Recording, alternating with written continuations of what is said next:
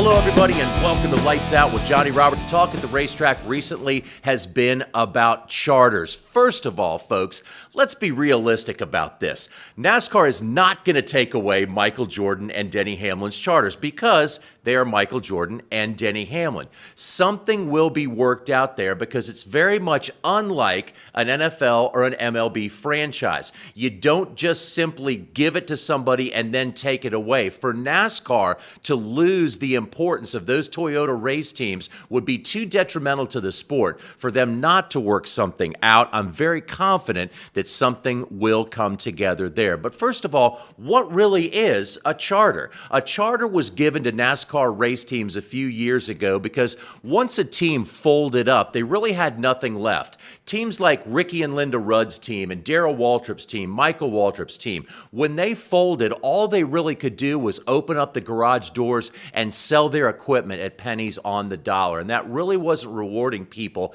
that invested their own money and a lot of their lives into developing these Cup Series teams. So what NASCAR did was somewhat like the franchise model in other major league sports, but different in a lot of ways. What they did was they took the top 36 teams and awarded them charters for every car they had in there. Henceforth, Joe Gibbs Racing got 4 charters. Hendrick Motorsports got 4. Tommy Baldwin Racing, 1 charter. If you were in the top 36 in owner points, that number was assigned a charter. What it meant, first of all, was that you had a guaranteed spot in every race, and you could go to sponsors and say, I have a guaranteed start in every race coming up this Cup season. The bigger thing, perhaps, though, was a larger share of prize money. An open car that runs without a charter could finish way ahead of a chartered car and not earn as much prize money. So that is huge as well. But also, the biggest thing about it, folks, is somebody who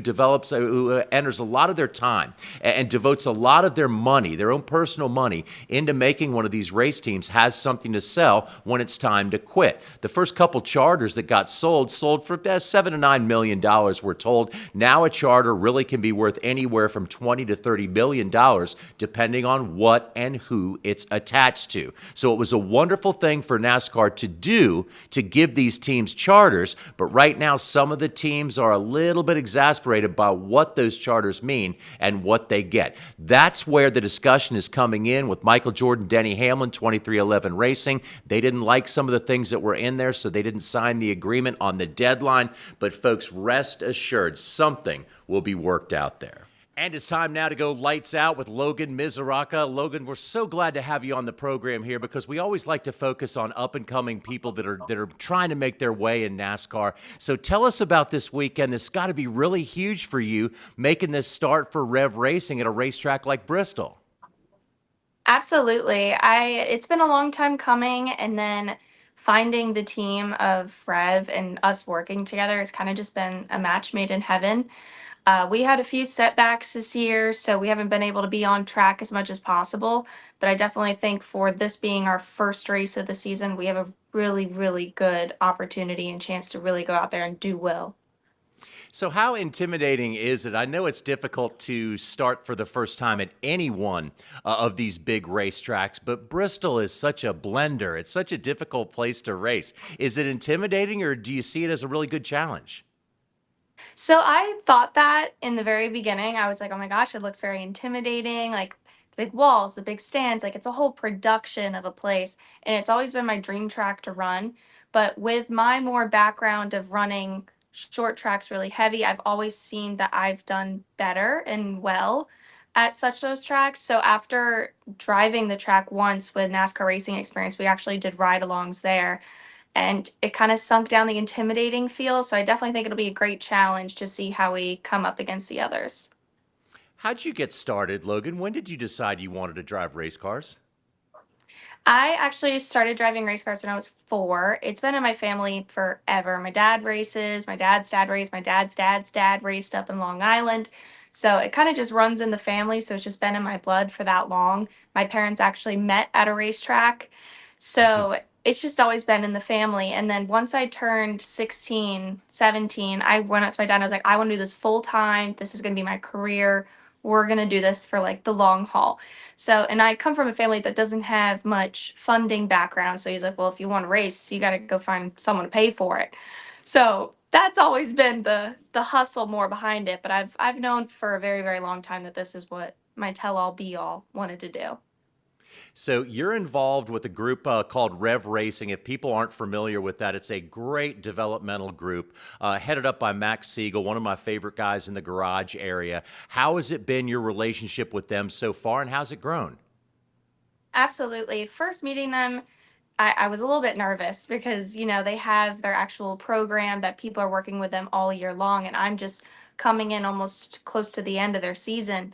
And they have been over the roof. They've exceeded so many expectations of what you could ask of a race team. And they've done that and so much more with the down to Lupo in the shop, making sure I'm fully comfortable down to the quarter of an inch of being comfortable in the car. It was just that extra personal time to make sure I'm where I need to be to where I can just show up and perform the best I possibly can and leave the rest in their hands. We have such a good trust dynamic that I know that they're going to make sure that when we go out there, we make the most of it.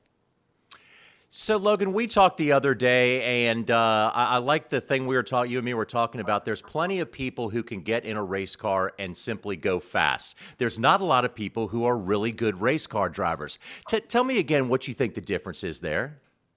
Absolutely. The sport is just, it's inflation that are extremely meditative to make sure I'm in that right place of mind to go out there and deliver the way that I need to and not be over aggressive because I'll tend to do that and overdrive the corner and try to get back to the gas too soon to where I just become like too hot and eager basically when I'm on the racetrack. So I like to read. I'm a huge reader. So I keep that to keep my mental space just calming. As much as everyone says like, oh, NASCAR is a very chaotic and loud and crazy sport.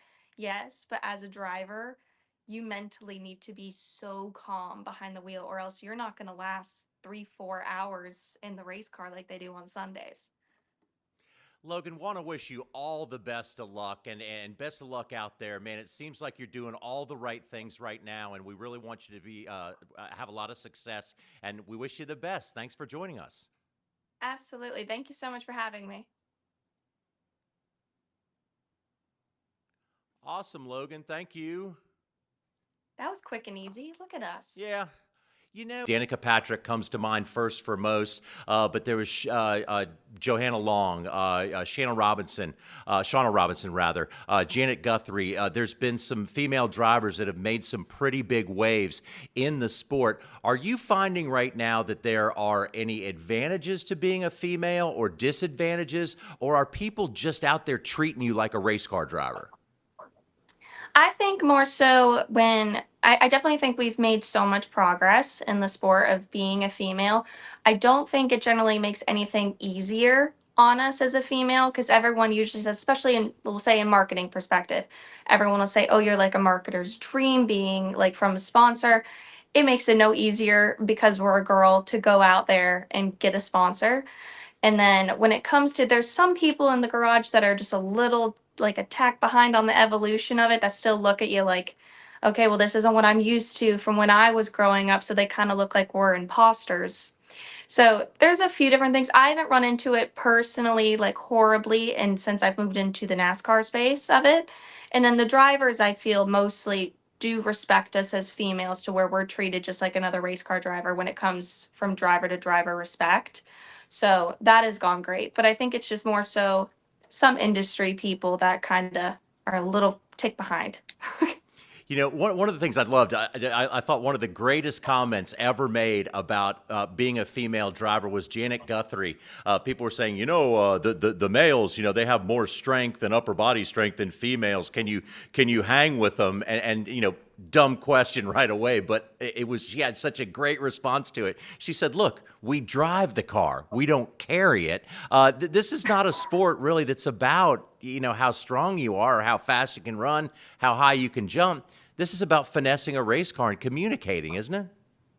Absolutely. I think it's more so the actual, exactly what you said, communication with the car, and it's more of a mental sport. Obviously, you have the physical attribute of like the actual endurance of getting through the race, but I don't think the physical portion of like, oh, I have more muscles than you ever plays a part. It's all in the mental of like, okay, I need to do this kind of dance with my foot off the brake and off back onto the gas.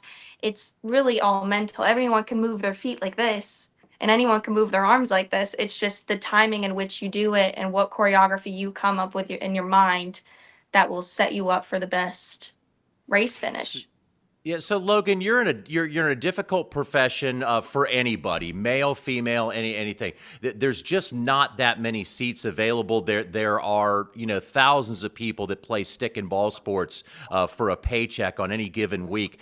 This is a very small community. It's very difficult. What would you like to see your progression be? Do you have a plan, or are you one of the drivers that just wants to take things as they come? Of course I have a plan, but it more so comes, there's so many third party factors in it that I can't really drill down like, okay, we're going to do this and create a 5-year plan on, and I know I'm going to be here in 5 years. I can just do my best to work as hard as I need to make sure that we get there. This past year has kind of been more take it as it comes because we got kind of demolished right back down to zero and kind of had to regrow this whole year. So now we're finally picking up going back into it. But we all know person that loves being in a racing seat, their main goal is to go to the Cup Series. It just matters on who is the best plan to get there, who has the amount of communication, the amount of networking, sponsors, funding to really get there and progress to that point, as well as being a strong role model and attribute to the sport as a whole, to where we make sure that we're all still growing, not just the drivers still growing. What's a week like for you, Logan? What do you do in terms of prep and physical fitness, mental fitness? What's a week like for you? Absolutely. I just got a brand new simulator in. It's from Podium One and it actually sits on a D box. So it moves with you when you like hit it. It kind of hurts when you hit the wall on the thing. It'll like That's slam you against realistic, the right? side of it. Yeah. And so I'm on that for hours and hours a day trying to prepare, especially for Bristol. I was running 100 laps in the morning, 100 laps at night. And I found that whatever mood I wake up in that day, I perform so differently on the racetrack. And because I have it set up to AI to where it's the same exact AI factor each time, but then I'll catch myself running either a slightly different time or being a little over aggressive if I'm in a certain mood. So, I mean, obviously, some people know I do have my own mental health foundation called One in a Million. So, mentally preparing is a huge thing for me. So I find little things that I can do that are extremely meditative to make sure I'm in that right place of mind to go out there and deliver the way that I need to and not be over aggressive because I'll tend to do that and overdrive the corner and try to get back to the gas too soon to where I just become like too hot and eager basically when I'm on the racetrack. So I like to read. I'm a huge reader. So I keep that to keep my mental space just calming. As much as everyone says like, oh, NASCAR is a very chaotic and loud and crazy sport. Yes, but as a driver, you mentally need to be so calm behind the wheel or else you're not going to last 3-4 hours in the race car like they do on Sundays. Logan, want to wish you all the best of luck and best of luck out there, man. It seems like you're doing all the right things right now, and we really want you to be have a lot of success. And we wish you the best. Thanks for joining us. Absolutely. Thank you so much for having me. So as we close out today's episode of Lights Out with Johnny Roberts, time for Ward Burton Said. At one time, somebody, believe it or not, corrected Ward Burton's grammar, to which Ward said, "Listen, I went to military school. I didn't go to speechifying school." So he cleared that up. Thanks for joining us for this edition of Lights Out with Johnny Roberts. Thanks for coming along for the ride, and we'll see you next time.